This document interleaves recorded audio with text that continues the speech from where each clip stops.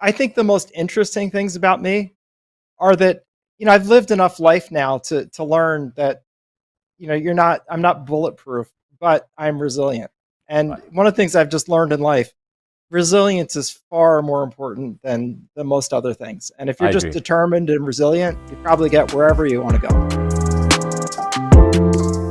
Hello, I am John Brink, and we are podcasting on the Brink from downtown Prince George, British Columbia, Canada. And all those people watching us from around the world, they say, oh, we know where Canada is. We know where British Columbia is on the west side, right? Right. And then we know about Vancouver, amazing city. We are 500 miles north of Vancouver, or for our friends in Europe, 800 kilometers. That puts us in the center of British Columbia. North, south, east, west, big province. Beautiful, beautiful forest, timber. We got black bears, we got grizzlies, caribou, deer, you name it. It is living in harmony with nature. Around us, within 50 miles, we got 100 lakes. Now, Bob, you have to promise me, don't tell too many people about this, because otherwise they all want to come here. I want to go. I'm looking out your window, and I'm ready to go up there because I'm hot down here in the tropics. So where are you? And BC is beautiful. I'm in Puerto Rico. Puerto Rico. Okay, Bob. So today, for our guests watching from around the world, we have a very interesting guest. His name is Bob Diamond. And Bob is a seasoned entrepreneur whose career spans over 2 decades, marked by his success in business strategy, an attorney and a developer. Known for his innovative approach to entrepreneurship, online money-making strategies, Bob has become a leading figure in the field. His insight and expertise have been featured on major media platforms. Like you have been on everybody: Fox, NBC, CNBC, NPR, TLC, Flip That House, on and on and on and on. The other part about it is that Bob is a very active podcaster at Pathways to Prosperity Podcasting. Bob, welcome to my show. Thank you so much. It's great to be here, John, and thanks for the nice introduction. And I'm not sure where those 2 decades went. As you get older, you say, where did that time go? I know. And yet here we are. Yeah, and that's what happens, right? So I'm going to be 84 this year, so in November, and I look back, wow. I've been in Canada for 60 years, and I say, what happened? It feels like just today. And then the other part that I do is I'm also an author. I believe you are too. This is the last book that I did. I did 4 of them. And Living Young, Dying Old. And that's a picture of me actually on there. You look amazing. Well, thank you. You're like remember Jack LaLanne? Oh yeah, I do. I'm the oldest competitive bodybuilder in North America. Wow. Well, I'm going to be competing next year at the Arnold's, and I qualified for it in 2018, and then COVID came, and so I'm working right now again, and you saw a picture of me getting ready for 2025, and I'm 85. Now, just in case, if you know Arnold, I've been inviting them on my podcast. I just want to let them know I'll be back. Well, he's a good-natured guy. He is an amazing individual. Tell us about you and your background. I would say that I think the most interesting things about me are that, I've lived enough life now to learn that, I'm not bulletproof, but I'm resilient. And one of the things I've just learned in life, resilience is far more important than most other things. And if you're just determined and resilient, you probably get wherever you want to go. Exactly. And I'm a very fortunate product of a Jesuit education system, and the Jesuits are teaching order of priests that have been around for centuries. Exactly. And they really teach you their motto is be a man for others. And I've noticed as I've gotten older, I've turned more towards that. When I was younger, it wasn't at all as much. Right. But as I get older, I realize that the impact that you have on life and on other people, that's what you remember. That's what matters, whether it's your own children, your family, your community. And, it's the more that people can do that, I think the happier your life is going to be, the more satisfied you'll be. You won't be chasing, vacuous things that really don't, reward you in the end. You know, And you have done a lot in your life. You obviously are an attorney by trade. You're also an entrepreneur, a developer. You've done all that stuff. I have done a lot of that as well in my 84 years, and now I'm at the same path as you are. I have peace in my life, although I'm still very, very busy, very, very active in business, then in entrepreneurship, and obviously writing books and podcasting and speaking, all that kind of stuff. But I enjoy it. So that's great. And you're onto the longevity, which is the hot topic right now. I think with so many people aging, it is the hot topic. And there's it used to be when someone was 65, they wouldn't look half as good as you. And so, right? But I say, that's why I wrote the book, Living Young, Dying Old. Age is just a number. It's quality of life that is important. And that means mentally, physically, and diet and exercise, sleep, and all the other things, extremely important. And fortunately enough, I've done that, and then I feel I have to share it with the world. And a lot of people, as you already indicated, that I know they are 40, 50 years old, and then I say, how about this or how about that? And they say, I'm too old. No, you're not. Ugh. You have to get your mind and say, you're never too old. And I try to be an example of that, and I enjoy it. I think it's fantastic. And I'm actually organizing something that I'll invite you to participate if you'd like. So my community is very big into this. I like that. And I want to share this with your audience because I think this is just an interesting thing that's helped me in life that might open a door for someone or a window. So I have an interest in living healthier longer. And I'm doing fine. I'm blessed with good health right now, but obviously not getting any younger. And so I started researching, about anything from what are peptides to supplements to blood tests to full body CT scans. I mean, the things you can do are just endless, right? No so question. I wanted to learn more about it. So what I'm doing is I put together a Zoom call for our community, and I organize a lot of things in the community, so it's easy enough to do.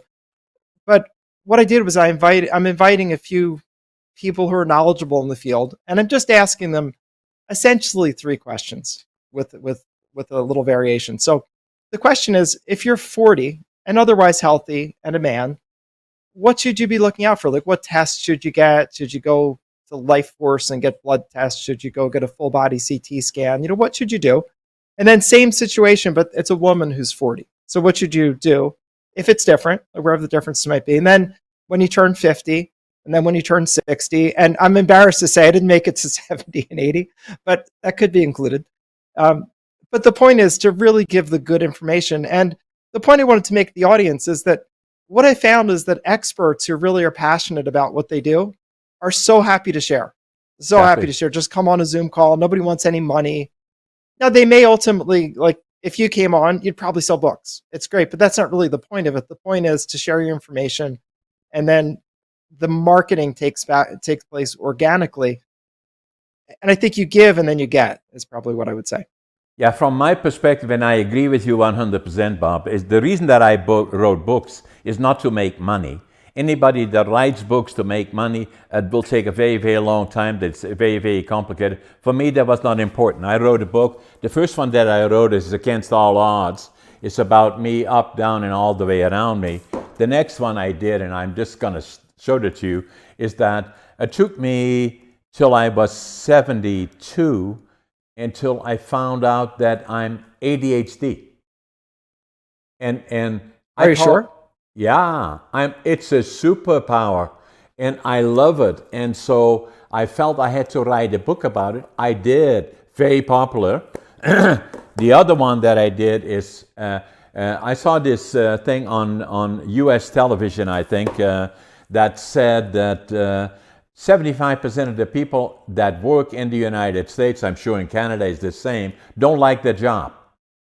And 70% of that, 75% are looking for another job.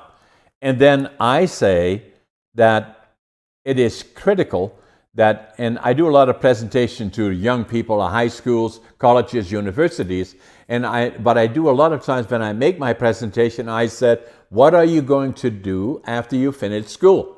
And a lot of them say, I don't know. I said, well, find out, because you're going to spend the rest of your life in a profession or a job, whatever you choose, and then you're going to take home.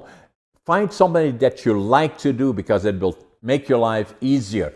So I felt I had to write a book about that, and I wrote this book, Finding Your Passion, Living the Dream. Now, That's excellent information. academically, I was not a success story. I failed grade 3, I failed grade 7 3 times, and so then they said, what are we going to do with this guy? Some people said to my parents, they were still in Holland then, they said, send him to the mentally challenged school. My parents said, no, we're not going to do that. So they said, my grandfather was a master carpenter, my dad worked in lumber, and they said, no, let's make him a furniture maker. So they sent me at 13 to a furniture factory. I loved it. And then at nights I would go to the college and became a furniture maker. And then when I came to Canada in 1965, when I was 23, I wanted to start with nothing. Suitcase, 3 books, 2 sets of clothes, and a little bit of money. But I knew I wanted to go to the West Coast to where all the timber is, because I wanted to build a lumber mill. That was my dream. And the reason that I chose Canada is that we were liberated by the Canadian Army, April the 12th, 1945. It made such a proud impression on me that I knew from that point forward, I was only 4.5, 5 years old, I was going to go, when I grew up, to the land of my heroes, Canada. And that never left me. I wanted to go when I was 17. I was drafted into the Air Force for 2 years. And then finally I won when I was 23. And then I knew I wanted to go to British Columbia. So I arrived in Montreal by plane, took the train across Canada, long way, 5 days, 4 nights. And so I arrived in Vancouver, couldn't speak the language, didn't know a soul, didn't have a job. And so I went to the immigration department. Fortunately, there was a German fellow there, and I told him what I could speak some German. I told him what I wanted to do. He said, Prince George, that's where you want to go. It's a boom town. That's where I'm still today. And if I look out of the window, I can still see the Greyhound station. And I came off the bus, I had my suitcase, 3 books, 2 sets of clothes, and I counted my money at least 3 times. I had $25.47. But what I had lots of attitude, even then already, no matter how tough today is, I will swear tomorrow is a better day. I avoid negative. I don't even come near me. Passion, whatever I do, I give it 120%. And then the other one is work ethic. I work harder than anybody, but will follow is success. Attitude, passion, work ethic. And so even now, at nearly 84, I still get up at 5:30 in the morning. I always make my bed. I'm always in a hurry. I always think I'm late. And I have 10, it's not about me and success, but I have 10 different companies. I write books, I do podcasting, and I do speaking and do all the other things. And a lot of people say to me, how do you do all of this? I say ADHD, that's how I do it. So that's kind of a little bit of the view of who I am. That is fantastic. What a great story and a great life well lived. I think one of the things that I see people doing who are maybe struggling with success is they're waiting for permission. They're waiting for someone to tell them it's okay. They're waiting for someone to tell them, oh, you can go there and apply for that job. Or, they're just waiting all the time. And I think that's a mistake, because I'm more of the, operating ethically and kindly towards other humans, but take permission and ask forgiveness if you have to. Because if you're doing something and you're not hurting someone else, the worst thing someone's going to say to you, oh, you can't do that. You can't be in that place. And then you go and do something else. But I think if you stand around waiting for permission, you'll be standing around for a very long time, and you'll never have the kind of success that you're having. That's for sure. And I agree with that. The other part about it, in my opinion, Bob, from my experience, is that keep doing the right thing. Give it all that you got. Attitude, passion, work ethic. And then what will happen? Success will find you. and then you have to recognize it and act on it. But first and foremost, you have to be prepared. If you're by nature negative, then you will never get anywhere. You have to have the mindset, the attitude, and then the work ethic and all the other things, and you have to be a believer. And first and foremost, in yourself, not being an ego, but simply knowing I can do it, and I will. Yeah, I think you can. I remember when I grew up, I played Little League ice hockey, and I'm not a particularly large person. I'm about 5'8", 5'8.5". I was never giant, but I was really good. And the only reason I was really good is because I just worked harder. I dig for the corner a little bit faster, a little bit harder. I do the extra couple of steps. I just make a little bit of extra effort, and I got results. Now, was I a superstar? No. Was I ever Wayne Gretzky? Certainly not. But I had a great little run, and it was because I just did it. And I think that's what you're describing. Like you just go and do it, and you give your very best.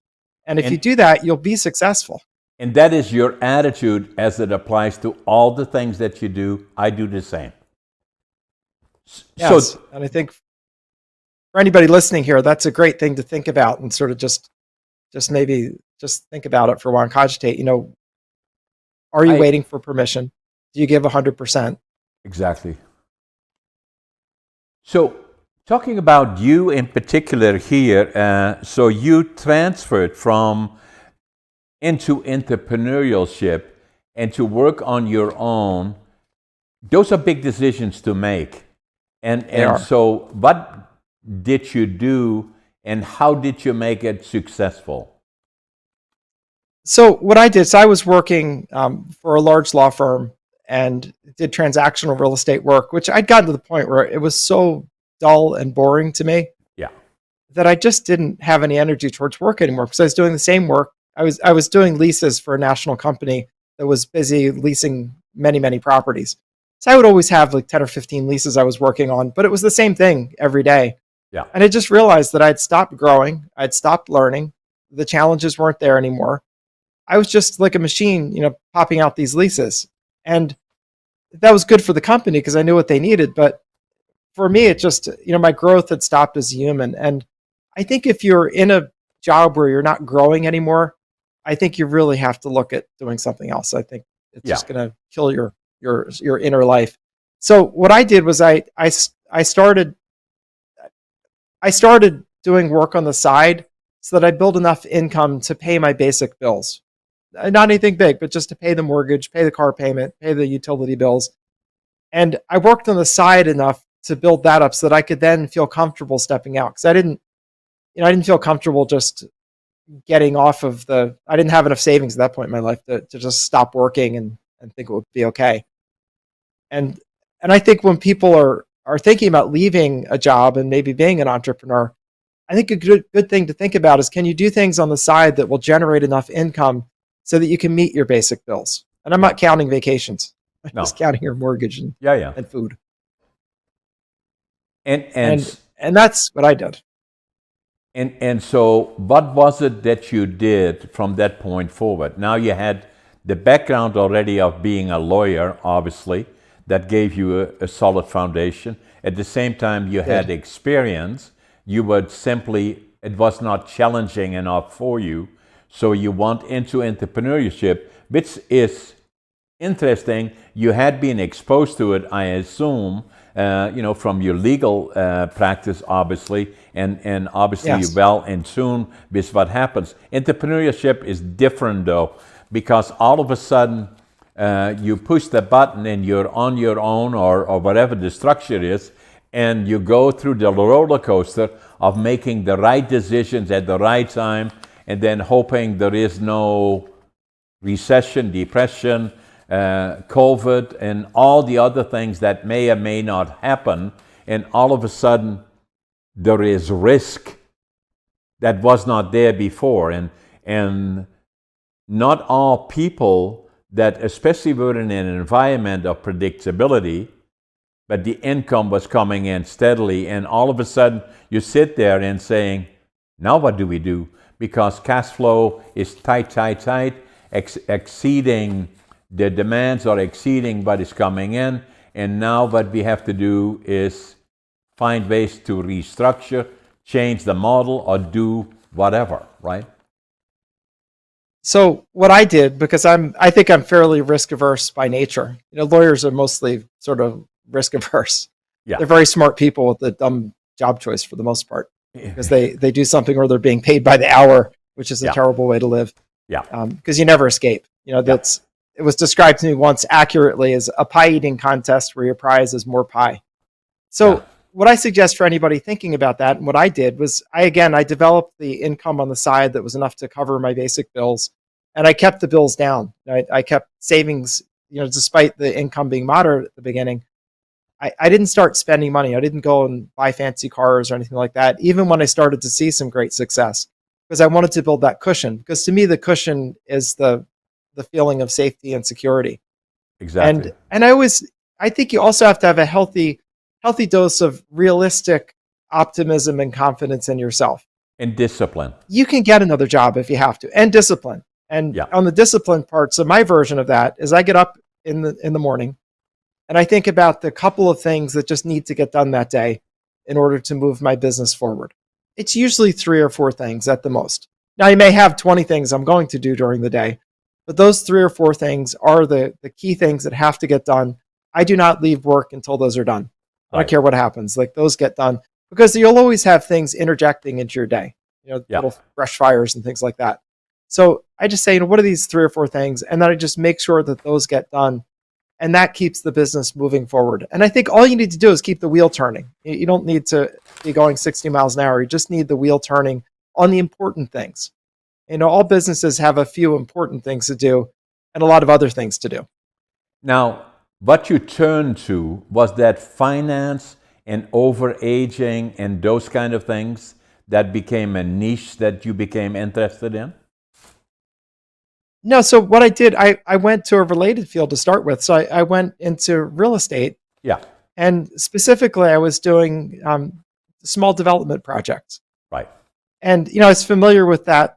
As a real estate lawyer, obviously it was something I was familiar with, all the legal parts. I had helped clients, negotiate contracts with contractors, get our way through disputes, lawsuits, and all those, and get to closings. So I was very involved with that. So it was something that was my own thing, but it was related, so that when I went to, for example, raise money to go do projects, people could say, okay, I could see you have some qualifications. You're not going to get us in legal trouble anyway. And I partnered up with someone who had the things that I didn't have. And I think that's another lesson for anybody who wants to go out on their own. Think about the things that you have, the talents, the disposition, and the experience, and say, all right, say I need 6 things to do this business. I've got 3 of them. Look for that other person that has the other things that you need. Because I find, as an entrepreneur, I don't have the full package. Right. I can't do everything. It's just not, and I think that's most people. Very few have, right? Or just give you a quick look on what I'm doing. Is I have 4 silos. The one silo is lumber. I've in the lumber business, a number of lumber mills in northern British Columbia. The other silo is warehousing, distribution, and logistics. We're probably the largest warehousing company in northern British Columbia. And then the other silo is real estate, where we do residential, commercial, and industrial. And then the other one is media, where I'm doing books, podcasting, obviously, and public speaking, and a number of other things under the umbrella of media. So those are the different areas that I'm involved in. And it's interesting. I bet those just were opportunities that came up as you were going through life, and you said, oh, there's an opportunity. It's sort of related to what you're doing. To step off, and you can then build your empire. Yeah, and then kind of build it from there, and then, obviously I've been in business for more than 50 years now, or nearly 50 years, and so gone through all the ups and downs, so it has stabilized me, and I'm the sole owner of all my companies, so that is because initially when I started, nobody believed in what I was doing, so I could not find any partners. And by the time that I could find partners, I didn't need them. And so it has served me well. It gave me more flexibility. But pulling something out of the ground from nothing is difficult. It is. And that's another thought I have. In my history, my original business was a franchise. Yeah. Believe it or not, I was in college. I owned a franchise called College Pro Painters, which started in Canada. And that was such a wonderful experience because they had systems, they had processes, they gave advice. And that was, I think for someone who maybe has no experience in business, a good solid franchise can be great because they have systems and processes. And the leader of that was a brilliant businessman, and he had a vested interest in my success because I paid him a percentage of our sales. So Exactly. he wanted me to sell a lot of painting jobs and do well with it because that was in his interest. Exactly. And I think for anybody who's thinking about stepping out, that is much, much easier than pulling something out of the ground. I agree with you. It's so difficult because you have to identify your key operating indicators. You have to identify people that can fill the roles. You have to learn how to manage it all. It's a lot. You have to be able to do everything, including initially when I started, probably the first 25 years, worked 7 days a week. As long as I could stay awake, I was at work until I had the base, and then started growing from there on in through all the ups and downs. So so your advice, very appropriate, is that to find the skill set, sometimes you can hire them, but you have to be off the ground. And also, if you're interacting with financial groups, I believe you refer to, there's lots of money available, but you have to be able to prove to a lender that you have credibility, for one, and that your business model works where somebody else maybe wouldn't. And that then puts you into the league of access to other capital and maybe a different structure. I agree with that wholeheartedly. And I think that's why most people will start with friends and family money, as it's called. And it just means people that know you, people that believe in you. And what I've noticed as I've become more successful in business, people then start to be more open to backing you. They bring projects and they say, would you like to participate in this? But that's something you earn from your success. And so, if you're frustrated, you can say, oh, banks only lend you money when you don't need money. Exactly. That's not exactly true. I think, first of all, banks are not the place that entrepreneurs get their startup capital. That's not a bank's job. No. It's the startup capital comes from you or your friends and family typically. And the more success you have, the more connections you make, the broader you can go. So, yeah, and to get to that level is just coming to banks here. Banks are, they give you an umbrella for the rain, and then when it starts raining, they want the umbrella back. They do. You just have to understand, they're very heavily regulated industries. They have regulators looking over their shoulders. As soon as a loan looks distressed, they're making the bank set aside money to, on account that loan may fail. And banks are highly leveraged, so that really hurts them a lot. Yeah. So they're just the wrong entity.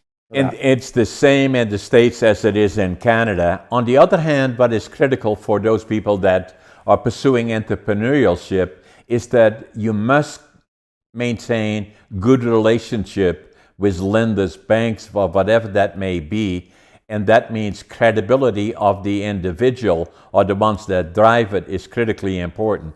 And you then have to adapt to some things that may not be natural, that if things are difficult, you don't want to talk to the bank, and that is or to the lender. That's just usually the wrong approach. The best approach is that if things are difficult, you discuss it with a lender, and then A, you recognize what it is, B, you know how to go forward, and how to give comfort. But by not communicating, that's not a good signal, and that creates uneasiness among lenders, whatever they are. Back in 2008, I was very heavy into development. I had vacation homes I was building, condominium conversions, apartment buildings. I was building this little empire. And then in 2008, the whole market collapsed in the United States. I mean, literally the whole market. Here too. And it's terrible. So what happened to me was I was highly leveraged at a whole bunch of projects in early stage, and all of a sudden there was no market to resell my condos. There was no market for the vacation homes. There's just no market. And I literally spent better part of almost 5 years digging out from under that and just, paying interest expense and holding costs and just trying to keep things together. I had a full head of hair back then. No, I'm just kidding. I really didn't, but figuratively I did. And a couple of things that I learned from that. One, I would say never lie to anybody. Like if you're in a difficult position, like I would just say to lenders, I was getting calls all the time, can you pay off this loan? I was like, no, I can't pay off your loan. No. They want me to pay off the construction loan. And I'm like, I can't sell my condos, so I'm going to rent them out. So you got to take monthly payments because otherwise nothing's happening here.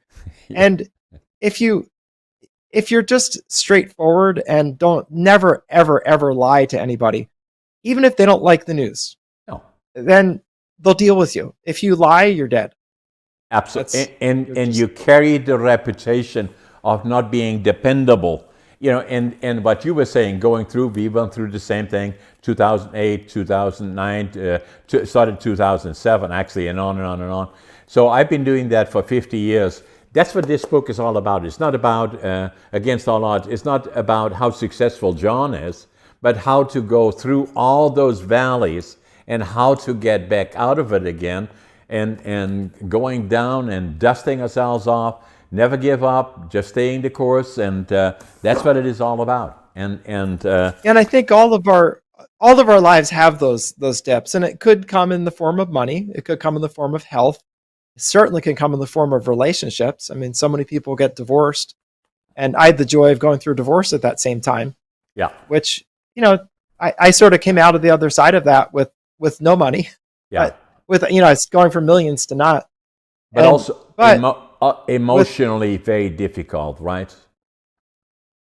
It was, although what I was determined. So when I thought about this in my life, I thought, the final revenge for life would be if I became bitter and cynical and angry. Yeah. So I thought, what, I'm going to go through this trying time, and I'm just not going to be that guy. I'm not going to be angry and bitter and cynical. I'm not going to let it, myself say things like, oh, things never work out. No. I'm not going to be a victim. And I just said, these are very difficult things. I try to think about what is my responsibility? What did I do to put myself in this position? And for me, I tried to go too far too fast. I borrowed too much money. I was too leveraged, and I was very vulnerable to a downturn. And when the downturn hit, I was not. I should have just not been that greedy, just said, let me go a little slower, or raised outside capital and said, rather than take on all this debt, let me just raise outside capital, let us share the risk with people. I've been there. I've gone through the same things, Bob, but what it really is, in my opinion, that made you what you are today, surviving it, and gave you experiences that you cannot learn in any school. You cannot read. You can maybe read about it, but to make it stick, you have to live it. And those that survive it will come out stronger and more ready to go forward. And but it's difficult at the time that it happens. I've been there. You've been there, obviously, and yeah. And it was so difficult. And I just, I'd encourage anybody who's watching this who may be going through that dark time to tell you, first of all, everybody goes through a dark time. Yeah. If it's not money, it's health. If it's unhealth, it's relationship. Sometimes it's completely not your fault. No. You may get hit in an intersection by a drunk driver. Yeah. Not your fault. But, we take those cards, and it's really more how you play the cards that you're dealt. And, you pick yourself up, and you dust yourself off, and you start from wherever you are. Stay the course. And yes, and just going. And I think life tests us. And that's where the wisdom of older people comes from. I love older people because they've been through things. Like when people say things like, oh, don't tell grandma, you'll shock her. I'm like, you're not going to shock grandma by anything. It's impossible to do. Yeah, I maybe fit in that category, but what people don't know, and that's why I send them the picture, I'm going to be 120. That's what I'm working towards. So at 84, I'm still young. You certainly come across young. I appreciate that, Bob. So, just in the time that we got left, is we just want to make sure that millions of dollars are available right now, and I agree with you. The people watching us, and I believe that applies not only to us in Canada, in the United States, but also in other places around the world, Europe in particular. But the key is for you to say that, and for me to say it, is what are the steps for people watching us and saying, okay, how do I go about it? Or what would make people interested in what I have to say, that they pick up the phone when I call them and saying, I have a proposal for you. I want to have X amount of dollars because of this project, blah, blah, blah. But how do they go about it? I think you start with a project. You can't talk about something that's not concrete and solid that someone can actually relate to. Like, just for example, when I was first buying houses to fix up and resell, that was my first real estate venture. I needed a house to show somebody. Like, literally, I had to bring someone down to a house and say, this is the house. This is my plan. This is my vision for it. I'm going to put a new kitchen in, or I'm going to redo the landscaping, whatever it was. And then show them that I've done the research, meaning, all right, so there have been 3 houses that sold within 3 blocks of here. Here are the prices. Here are the sales date. Let's take a drive by them. Here's where they're listed on the MLS. You can see the pictures from the inside. So that's why I think this house is worth, $400,000, because these other ones were worth $400,000, and this is the same square footage. And after I'm done renovating it, it's going to be just as nice as the other ones. So, you give people relate much better to something very concrete. They don't relate to concepts. It's concrete. And then I think you need to fill in, if you don't have something, like say you have no construction experience, for example. I would have a contractor who you've engaged and talked to and said, hey, what would it take to fix this up? And I would have them available to meet with also. I would say, here's my contractor. He's been doing this for 20 years, done 50 projects like this. Here's the guy. And let them say, oh, okay, so Bob knows nothing about construction. He's a lawyer, but he's got this guy on his team who fills in where he's not. He's part of your team. Yes. So right. you build the team where you're deficient. And like you were saying, John, it's very rare that anybody has everything. It's just not, they're administrative types, they're sales types, they're manager types. I don't think that, at least I haven't met the unicorn that has it all. I'm sure they exist, but I haven't met them yet. No. But I think, we find our missing puzzle pieces, in our personality or our experience, and we bring that person in. They don't have to be a principal. Like, my contractor may just be getting paid for doing the contracting, but his give to get the job is, all right, you got to meet with my investors, and we got to meet over at the house, and you got to show it to them. And that's, so I think you think about filling in. I also think when you're thinking about what you might do, think about something where you have relevant experience, where people can believe in you. Exactly. Where they say, this for something relevant. And we all have that. Maybe you're a salesperson, and maybe you're entering something that's primarily a sales endeavor, right? That makes sense.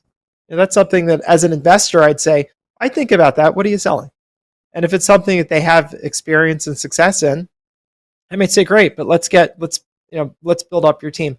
I also do a lot of consulting. I consult for Harvard Business School and their startup program, and I do sometimes it's too much of a do-gooder. I'm helping a school right now that helps kids to thrive and get better.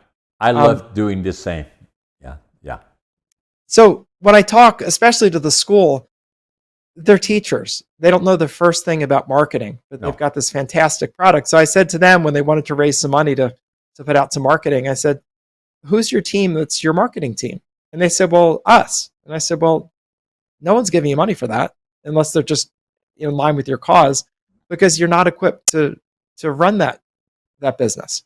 And so let's find a team that can run that business, that has experience successfully marketing things like this, and has the players, has the relationships. So I think for someone sitting there, what I'm trying to say is, think about where you're deficient and then go find the people to fill in. And one good way to find that out is talk to some people about your project and listen very carefully to the questions that they ask. because the questions they ask are truly their objections. And in sales, an objection just means a reason somebody's not going forward yet because they have some unanswered question or concern. Like they may say, well, like I'm saying to the school, well, who's doing the marketing? Yeah. And they don't have an answer. I say, okay, well, this is where your hole is. Let's go fill that in. Now, if I was just an investor, I'd just say no, but I'm not. I'm trying to help them also. So Yeah. that's and I also think when you're thinking about starting a business, service businesses can be a great place to start because they typically feature very low need for capital. You don't need like to build a sawmill. You don't need to do that, or a lumber yard. You don't need to build that. Or You need to go warehouses. and provide, right, or warehouses. And it's also typically very fast to get revenue Yeah. because as soon as you have a customer, you probably have a deposit. Yeah. And I think, and what you want to think about there, let's say that you were in, I don't know, let's say that you were in shipping in a company. So you're just doing shipping and you're getting all of your goods out and you want to go out on your own. You might think about companies that aren't big enough to have a full-time shipping manager or don't have any idea how to get things to foreign countries or get things out inexpensively. You might say, hey, I can do consulting for you. Give me a day a week. I'll really improve your operations and I can be a consultant. If you're already doing it, they may be someone's even in your professional network. Or say, I'm going on my own and I'm not going to offer these services. Would you be interested? Exactly. Also a great way. And you don't need, typically a ratio between an employee versus a consultant is typically about 3-to-1. Yeah. Sometimes higher, but 3-to-1 is a good place to start. So if you're making $30 an hour as an employee, you should probably charge $90 an hour as a consultant. Yeah. And I know that may make your eyes pop out and say, well, who would pay that?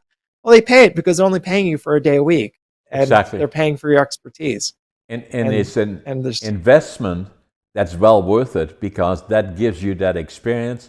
Plus, you can show him or her on your team, that at the end of the day, saying that what will impress the leader or the lender potentially is that you have thought about it, make a business plan, put it together, see it the way you see it today, what happened in the past, and then show your experience and then show how you see it going forward.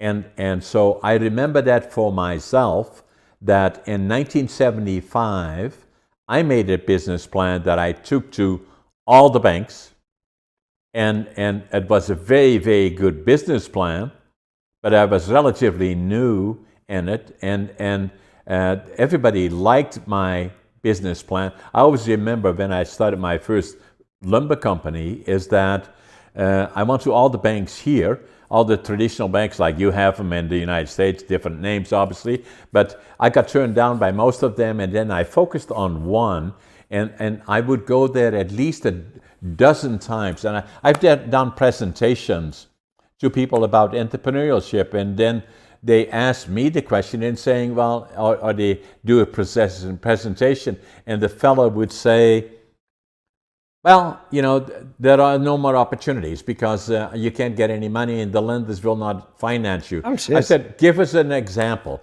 He said, well, I made a business plan. I took it to somebody and he said, no, so it doesn't work anymore. I said, let me tell you something. So I went to the same bank at least 12 times.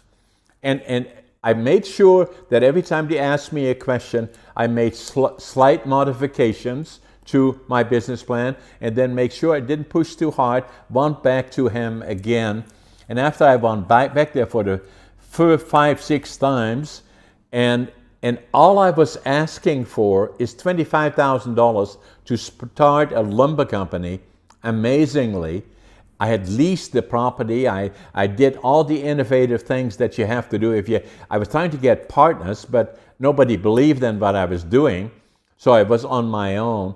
And so I still remember, like yesterday, probably half a dozen blocks away from us, I can still see the bank from here. I went into the bank again with my proposal, looking for $25,000.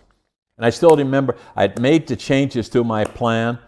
And so the fellow said, okay, let me talk to the manager. He was about 3 cubicles away from where we were. And I was sitting there waiting, and I can still hear him today. 3 cubicles away, he said, give him the money, give him the money. They're tired of seeing you in there after a dozen times. You're never going to stop coming. I got my $25,000. That started the company that today is numerous zeros more. But the point that I'm making is that do not give up, stay the course, be credible. The business plan that I made then in 1975, a lot of my senior people that look at that plan say, I can't believe it, it still applies for what you do today. Wow. And so that's one of the points that I'm making. And then in between, build up credibility, So the other thing And I think that yes, yeah, go ahead, Bob. one of the important things I'd like to highlight from what you said is you adjusted as you got feedback. You didn't fight. You didn't let your ego get involved. No. Instead, you said, okay, I would describe it as an objection. That's a reason they're not giving the loan. So let me adjust. Let me think about that. And they probably had some really good points that made you go think about things. Say, oh, didn't think about that. So and then you go and adjust. Yeah, and so in this case, Bob, and very classic, is that I had good ideas. I had no equity. And so that's always a challenge. But why did this other guy say, give him the money? Because I was persistent. My background is Dutch. I was born in Holland. And then I was a hard worker, and I stayed the course. And he said, I believe in this guy. That's what he did. And he then said, give him the money. So, and it got me started. So I'm not saying that applies to everybody. Simply making the point, whatever you do, do it well, but also build a reputation alongside with it. And as you stay the course, you don't give up, things will happen. Attitude, passion, work ethic, what will happen, what will follow is success. The other thing I would say, just to you, I think you also did it, you demonstrated rather than just talked. Because if you just talk, say, I'm going to do these great things, you actually demonstrated persistence and you demonstrated dedication. You really, and you get to the point where like, all right, this guy is going to go do it just because he's going to stay up 24 hours a day if he has to. And he's just going to make it happen. And, I think one of the things I think people can make a mistake of, and I think your background's a good example of this. You think maybe because you weren't, say, successful in school in that very traditional, background, that, then I can't be successful in anything. You said you failed 7th grade 3 times or 2 times. Yeah, 3 times. I mean, think about that. So it's not, Oh, I lost you there a little bit. Don't count yourself out. Let me put it that way. It's not, you don't.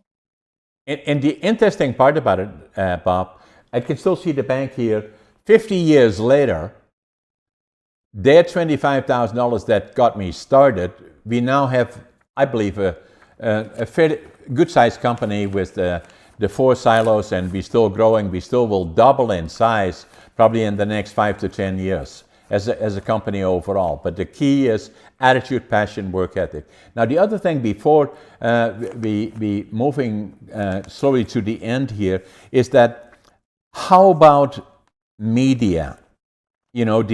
I believe there are huge opportunities on the side of media. So if I look at about 5, 6, 7 years ago, I started blogging, interacting, interesting. Then I slowly working with a local television station that worked in northern BC and the area of a city mainly, where I was interviewing people. And that was good. And then COVID came. And then we said, okay, what do we do now? And then I had this apartment that you can see. We said, okay, well, maybe what we should do is have our own studio. So that's what we did. Get good equipment. And then started interviewing persons out of the region. And then I thought, we have lots of very skilled people, but I need a bigger circle. So I was thinking about, I had an apartment in Vancouver, maybe I should do another studio there. But the more we thought about it, the more we watched the televisions like CNN, ABC, and all the other ones, we're watching it, you got 1, 2, 3 different people on there from all over the world. You're saying, how about virtual? We signed up with podcast, finding people. That was a challenge. And so we started doing that about 2 or 3 years ago, and we have done a lot of podcasting. I believe you are where we are hosting 308, and I probably have done where I'm a guest another 150 or so, so close to 500 podcasts, and it is an amazing media, and I believe we are still at the very beginning. As we are sitting here talking about business entrepreneurship, we already know that tens of thousands of people around the world are watching us. An unbelievable. Yeah, and I think the old days. I think it's just going to continue to expand because it's so inexpensive for people to get in touch with one another. Like, for example, we're doing this broadcast, which is almost television quality. Yeah. It's pretty close. Yeah. And it costs like essentially nothing to do it. I think the camera I'm using was probably $300 or $400, maybe. This microphone, probably $200, if even that. A couple of lights. And I'm sitting in my backyard. So that's my studio for today. Yeah. It's, you can, everything is so accessible. And if you put out good information and things you know about and that you're passionate about, your audience will find you. It doesn't happen overnight. It's something you didn't have 300,000 viewers your first time, I'm sure. No. Probably, a few. But, as you put out good information, your audience finds you. And there are these amazing, the amazing job that YouTube and all those other platforms do in matching your interest to something you'll find interesting, where you log on and you see all these things like, oh, that's interesting. That's interesting. That's interesting. They're amazing at that. And so you can really put the content out and your audience will find you. And it's so different than when you had to fight to get on NBC or CBS or any of the major outlets. If I look at the old media, like the newspapers, even the televisions and all of those kind of things, that is old media, like what we are doing here. This podcast is Friday morning here. This one likely will come out when, guys? Monday morning? Scott? Yeah, this one, normally what I do is my podcast will come out the following day, unless it is Friday, then we usually, it will be released to you and the rest of the world by Monday morning. And we make very few changes, if any, at all, unless we have a slight hiccup. We fix that, but that's what it is. And then it's getting bigger and bigger and bigger all the time. And I believe, not bragging about it, but a fact is a fact. In our podcasting, we are in the top 1% globally.